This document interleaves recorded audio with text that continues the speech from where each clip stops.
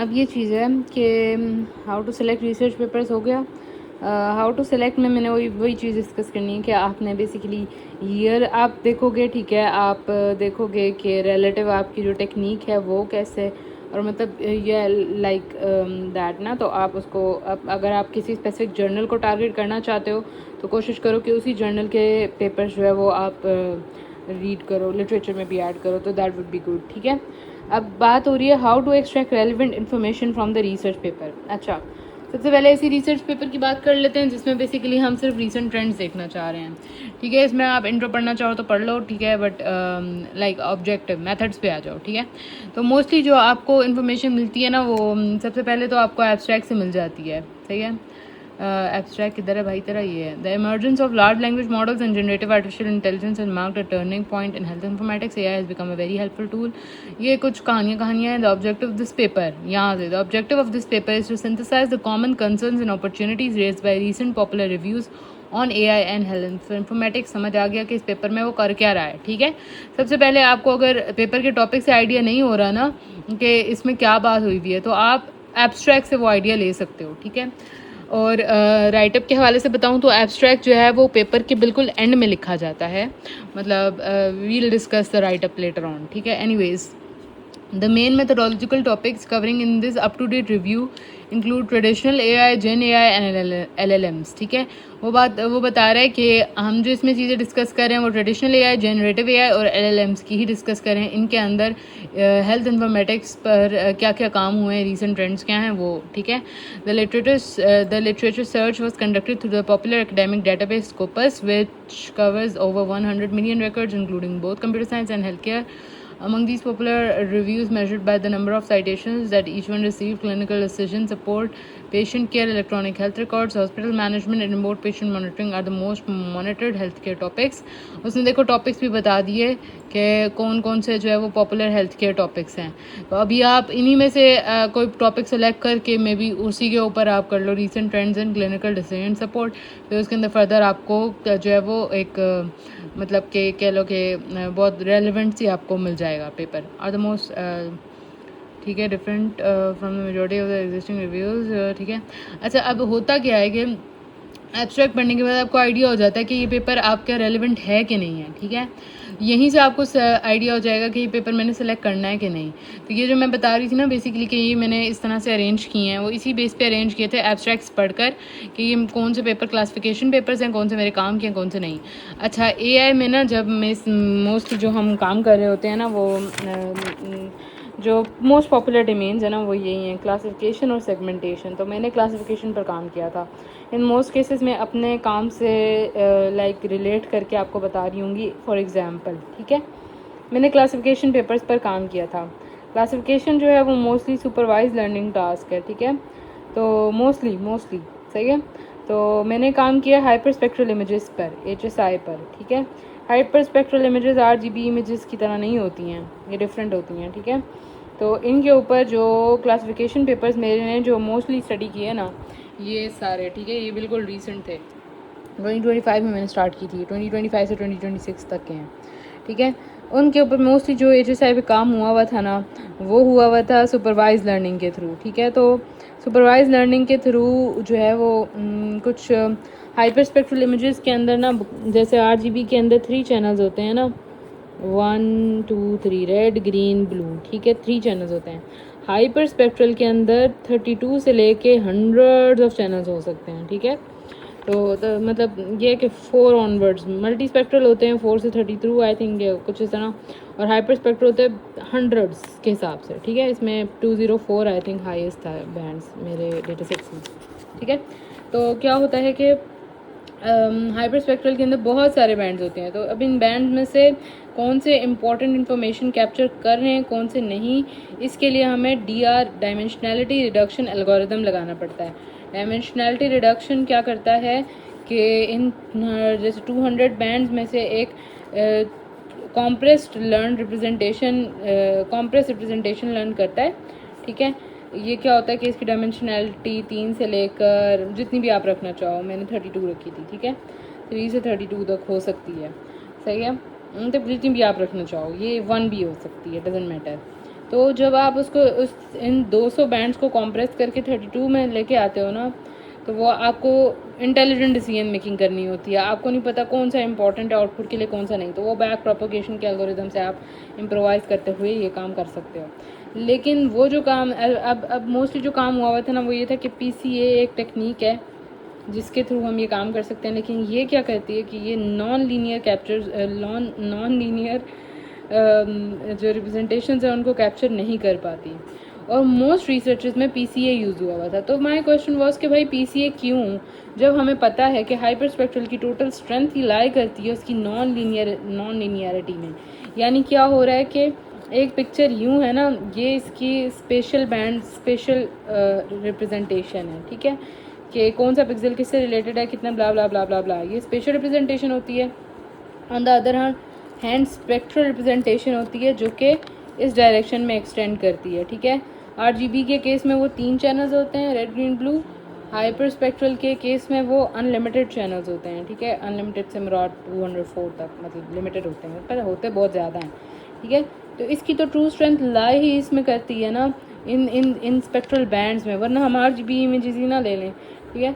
तो इनके अंदर जब स्ट्रेंथ लाई करिए तो ऑफ कोर्स ये है कि जो ये टास्क होते हैं ये इतने सिंपल नहीं होते, ये नॉन लीनियर टास्क तो है ही नहीं, ये लीनियर टास्क तो है ही नहीं ना, तो ये नॉन लीनियर हमें रिप्रेजेंटेशन के लिए इम्पॉर्टेंट है। तो मैं इस रिसर्च पेपर्स पढ़ने के बाद मैं इस आइडिया पर आई कि we need something better than PCA, kernel PCA और ट्रेडिशनल अप्रोचेस, राइट। मैंने क्या किया कि मैंने सोचा कि क्यों ना, जैसे बैक प्रोपगेशन का एल्गोरिदम है, ठीक है, वो क्या कर रहा है, वो ऑटोमेटिकली डिसाइड कर रहा है कि कौन सी इंफॉर्मेशन इंपॉर्टेंट है, कौन सी नहीं है, ठीक है। क्यों ना एक ऐसा सिस्टम बनाया जाए, एक ऐसा इसको डिज़ाइन किया जाए आर्किटेक्चर, जो कि इन हाइपर स्पेक्ट्रल इमेजेस के लिए खुद डिसाइड कर ले कि कौन सा बैंड या इम्पॉर्टेंट है और कौन सा नहीं है, कौन सी लर्न रिप्रेजेंटेशन इंपॉर्टेंट है, कौन सी नहीं है, ठीक है। तो फिर मैंने इसके बेस पे अपना जो है ना सारा काम किया, और वो एक नॉवल काम है, मतलब so far it's not been done and I am also surprise that but या।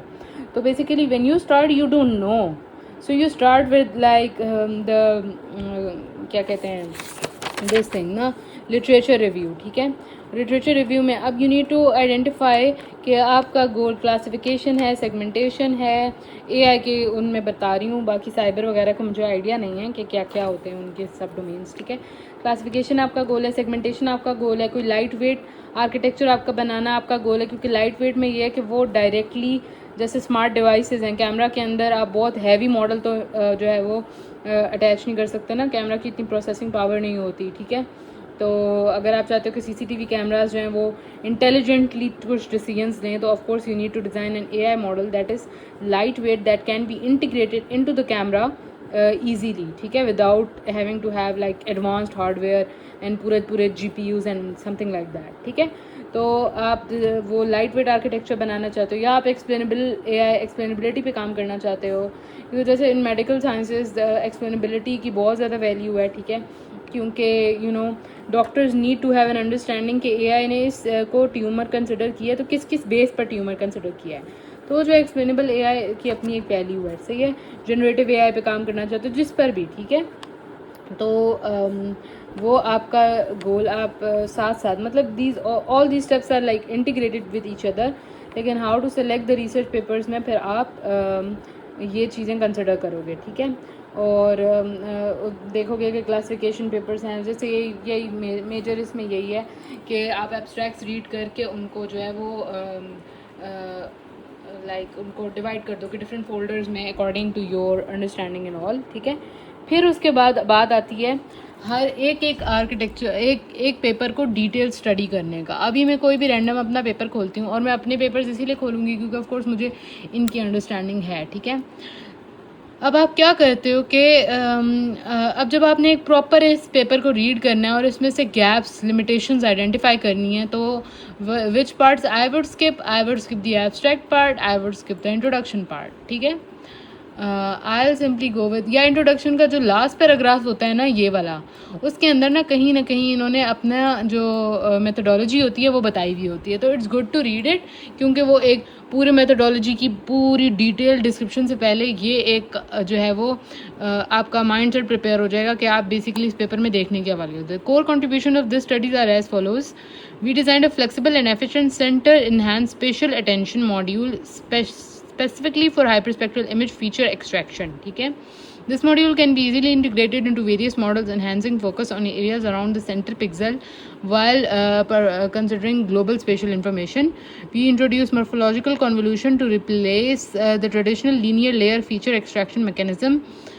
In the transformer encoder, MC selects fine-grained features through a strategy of separating and then integrating spatial and spectral features, significantly reducing the number of parameters and enhancing the models. Utilizing these models, visualize capable of effective we conducted in that application of okay. अब इसमें अब दो चीज़ें important हैं. ठीक है, पहली जो चीज़ इंपॉर्टेंट है ना वो ये कि देखो यू नीड टू हैव, अब अगर इसने सेंटर इनहैंस स्पेशल अटेंशन बोला है, ठीक है, ये तो खैर इसके मॉडल का नाम है module specifically for hyper spectral image feature extraction, लेकिन फिर भी हम ये सेंटर इनहैंस स्पेशल अटेंशन होती क्या है इसको आप like this is very normal in your going to be very normal in your research phase कि आपको कीवर्ड्स जो हैं वो उठा के गूगल पर सर्च करने पड़ेंगे, जाके साइट से पढ़ने पड़ेंगे. ठीक है, कि a centre enhance spatial attention specialised deep learning module in computer vision. अच्छा, अब इसमें यह है कि सबसे पहले ये काम आपको क्यों करना पड़ेगा, इसलिए कि जितने भी कीवर्ड्स हैं जिनके आपको मीनिंग नहीं आते, जो आपको नहीं समझ आ रहा, उनको पहले आपको स्टडी करना पड़ेगा.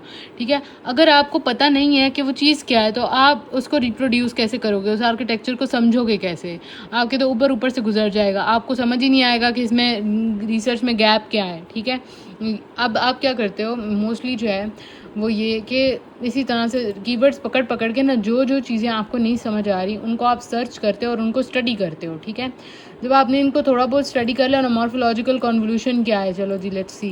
ठीक है, I honestly don't know what is morphological convolution. ठीक है, तो let's see. Blends traditional mathematical morphology like erosion and dilation with standard linear convolution. Actually, I did study this, then I forgot because, of course, for the sake of identifying the gaps, तो मुझे मैंने इसको समझा था but मुझे फिर भूल गया. ठीक है, अच्छा, अभी क्या करते हैं कि इस तरह से आपने कीवर्ड सर्च करके अंडरस्टैंडिंग बिल्ड करनी है. वो अंडरस्टैंडिंग आपको भूल जाएगी, नहीं आएगी, फिर आपने बिल्ड करनी है, फिर बिल्ड करनी है, करते आपको एक टाइम आएगा, एक पॉइंट आएगा कि आपको ये पेपर समझ आने लग जाएगा. ठीक है, फिर यहाँ से आप मेथोडोलॉजी की तरफ मूव करोगे तो आपको सबसे पहले ये डायग्राम से ही आपको बहुत सारे क्लियर हो जाएगा क्या हो रहा है. सबसे पहले HSI पैच है, channels into height into width, वो कन्वोल्यूशन ब्लॉक में जा रहे हैं, उसको इससे HSI फीचर्स एक्सट्रैक्ट हो रहे हैं जिनके जो चैनल्स हैं वो 64 हैं और हाइट और विड्थ सेम है. ठीक है, जितने मर्जी चैनल्स हो उनको वो 64 में रिड्यूस कर रहा है थ्रू अ कन्वोल्यूशन ब्लॉक.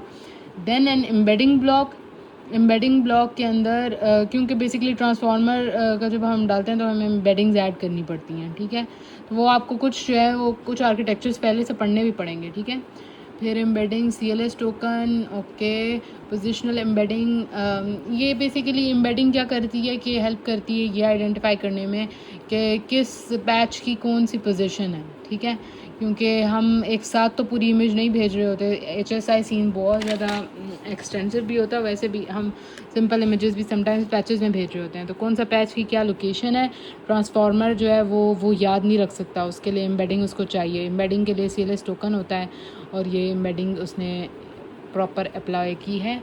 उसके बाद वो जा रहा है ट्रांसफार्मर इनकोडर में और इनकोडर से डायरेक्ट क्लासिफिकेशन हेड में, क्योंकि हाँ सही है, डिकोडर में नहीं। ओके, तो अभी वो पूरा एक्सप्लेन करेगा कि ये इस पूरे आर्किटेक्चर के क्या क्या फ़ायदे हैं, ये मैंने यूं ही क्यों रखा, और फिर एब्लेशन स्टडी के अंदर ये डिस्कस हुआ होता है। देखो, सबसे पहले उसने एम्बेडिंग ब्लॉक को डिस्कस किया, क्योंकि this part is like obvious. वो HSI पैच को सिर्फ कॉन्वोल्यूशन ब्लॉक के अंदर पास करके सिर्फ चैनल्स को रिड्यूस कर रहा है 64 में, जितने भी चैनल्स हैं उनको 64 में रिड्यूस कर रहा है। तो कॉन्वोल्यूशन ब्लॉक यहाँ पर सिर्फ ये वाला काम कर रहा है। अब you need to know what is convolution block, how does it work and all, ठीक है। उसके बाद ये जो एम्बेडिंग ब्लॉक है, ये उसने बता दिया कि इसको वो डिस्क्राइब करे, गिवन दी HSI वैसे, ठीक है। तो बेसिकली आप जब इसको रीड करोगे फर्स्ट टाइम आपको कुछ समझ नहीं आएगा, ठीक है, सेकंड टाइम भी आपको कुछ समझ नहीं आएगा, थर्ड टाइम भी आपको कुछ समझ नहीं आएगा, लेकिन फाइनली एक पॉइंट आएगा कि आपको जो है क्योंकि जब आप बेसिकली जो कीवर्ड्स हैं उनको सर्च कर लोगे, सारे कीवर्ड्स को, ठीक है, और आपको उनकी अंडरस्टैंडिंग होगी, और आपको बेसिक जो जैसे ट्रांसफार्मर्स की अंडरस्टैंडिंग होगी, कॉन्वोल्यूशन की अंडरस्टैंडिंग होगी, ठीक है, पोजिशनल एम्बेडिंग की अंडरस्टैंडिंग होगी। जब आपको बेसिक कॉन्सेप्ट्स आप पता होंगे ना, तो ये है कि ये सिर्फ वो टूल्स हैं, उन टूल्स को एक डिफरेंट पीसेस ऑफ पजल्स हैं, ठीक है, उन पीसेस ऑफ पजल्स को वो डिफरेंट फॉर्म्स में अरेंज करके एक न्यू पजल बना रहा है। जैसे ब्लॉक्स खेले थे बचपन में, ठीक है, अब 4 वाला ब्लॉक है, 1 वाला ब्लॉक है, ब्लॉक्स वो उनको पता नहीं क्या बोलते हैं, अंग्रेज़ इनको कुछ और ही बोलते हैं, हम तो ब्लॉक्स बोलते थे, ठीक है।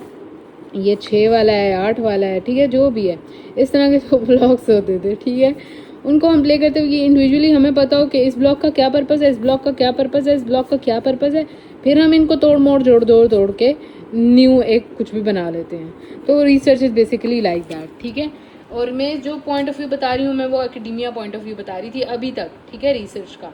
अब हम इंडस्ट्री पॉइंट ऑफ व्यू की तरफ आते हैं कि इंडस्ट्री में रिसर्च लाइक कैसे आपको हेल्प करेगी। अब क्या होगा कि स्टार्ट आपने यही करना है कि आपने सारी अंडरस्टैंडिंग करनी है, लेकिन अगर एकेडेमिया पॉइंट ऑफ व्यू से कर रहे हो तो आपने ये अंडरस्टैंडिंग लेनी है to identify a gap in this research, ठीक है। और अगर आप इंडस्ट्री पॉइंट ऑफ व्यू से कर रहे हो तो आपने गैप तो आइडेंटिफाई करना ही करना है, उस पॉइंट ऑफ व्यू से भी सोचना है, लेकिन साथ ही साथ आपने इस एग्जैक्ट आर्किटेक्चर को रिप्रोड्यूस करना है। तो वो रिप्रोड्यूस कैसे आप करोगे, ठीक है। अच्छा, मैंने जो है वो इन आर्किटेक्चर्स को रिप्रोड्यूस नहीं किया था, मैंने अपने कंपैरिजंस जो है वो बिल्ड किए थे स्टेट ऑफ द आर्ट के लिए। अगर आप एकेडेमिया पॉइंट ऑफ व्यू से कर रहे हो तो भी आपको रिप्रोड्यूस करने पड़ सकते हैं कंपैरिजंस बिल्ड करने के लिए, ठीक है। लेकिन अगर आप रिप्रोड्यूस नहीं करना चाहते तो आप state of the art pretrained model से कंपैरिजंस बिल्ड कर सकते हो। That want be like a very good research contribution, but it will still like work, ठीक है। तो एनीवेज अब एकेडेमिया पॉइंट ऑफ व्यू से तो आपको रिप्रोड्यूस करना ही करना होगा, क्योंकि आपको देखना है कि अच्छा, अगर आपको लग रहा है कि this particular model has the potential to sell my product और माय सर्विस, तो फिर आप क्या कर सकते हो कि आपको, जैसे अगर लेट्स से आपने बनाना होता, एक वेबसाइट बनानी है जिसके ऊपर यूज़र कोई भी HSI इमेज अपलोड करे और वो उसको क्लासीफाई कर दे। वैसे मैंने ये ट्राई किया था, लेकिन ये बहुत रिसोर्स एक्सटेंसिव काम था, तो website wasn't a good idea for this ना। और ये HSI इमेजेस बहुत हैवी होती हैं, तो ये सिंपल सिस्टम्स की बस की बात नहीं है, so it wasn't really good idea. लेकिन हम इमेजिन कर रहे हैं, ठीक है, कि ये काम करना है हमने, सही है। एक वेबसाइट बनानी है जिसमें यूज़र इमेज अपलोड करे और वो जो है उसको क्लासिफिकेशन करके दे दे, ठीक है। अब इसके लिए क्या होगा कि आपको ये मैं चाहती हूँ कि ये जो आर्किटेक्चर है ना, हाँ, ये मुझे पसंद आ गया, मैं इस आर्किटेक्चर के ऊपर ही काम करना चाहती हूँ। तो आपको ये आर्किटेक्चर रिप्रोड्यूस करना पड़ेगा। कैसे रिप्रोड्यूस करना पड़ेगा, आप इसकी डायग्राम देखोगे, ठीक है, आपको समझ आ गया कि अच्छा, आपने इनपुट लेना है, लोड करनी है इमेजेस, ठीक है, उनको पास करवाना है कॉन्वोल्यूशन ब्लॉक में जिसके नंबर ऑफ आउटपुट चैनल 64 हो, ठीक है।